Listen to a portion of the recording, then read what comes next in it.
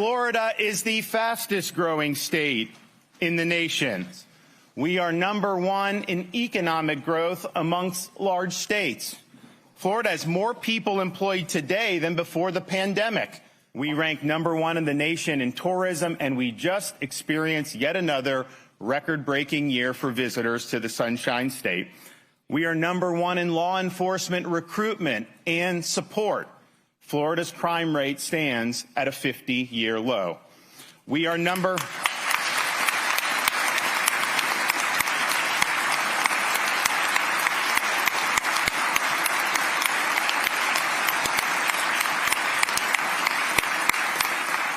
We rank #1 in the nation for education freedom. We rank #1 in the nation for parental involvement in education. We rank #1 in 4th grade reading and math amongst all large states, and we have the #1 public higher education system in the country. And maybe most famously, we rank #1 for protections of our citizens against the biomedical security state, from prohibiting jab or job mandates to banning vaccine passports to ensuring hospital visitation rights.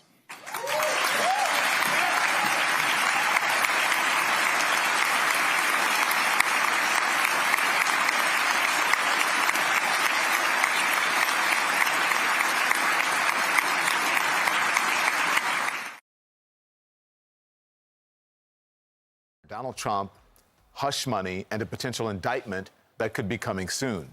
The New York Times is reporting that the district attorney's office here in Manhattan is signaling Trump will likely face criminal charges over hush money payments to the adult film actress Stormy Daniels. Correspondent is Paula Reed. She's following this story for us this morning in Washington. Good morning to you. The DA is giving Trump the chance to testify.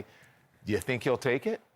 I do not, Don. We know that his lawyers have recently met with the district attorney, and they're concerned because we're seeing this uptick in activity in this investigation.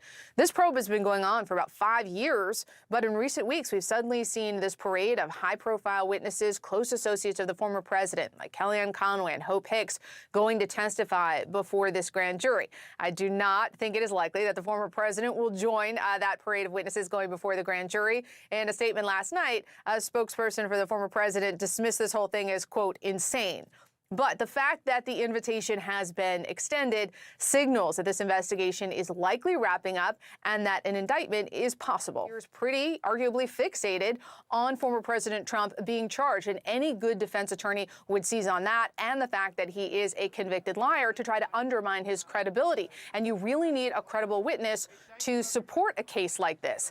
So the larger question is, well, why is the district attorney digging back into this now? We know that he's under a lot of political pressure. It's always possible that they have unearthed some additional evidence, but based on what we know now, this is not the strongest case that the former president is possibly facing as compared to something like down in Georgia, where they're looking into his efforts to interfere with the election outcome there. You have multiple witnesses, you have recordings, you have documents, something like that, even though former president's attorneys will admit they're much more concerned about.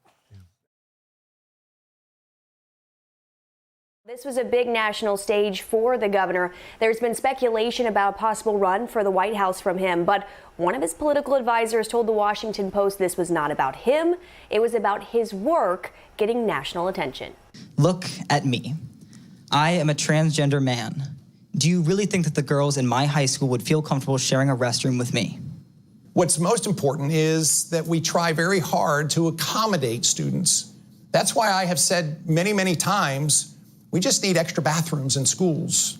We need gender-neutral bathrooms, and so people can use a bathroom that they, in fact, are comfortable with.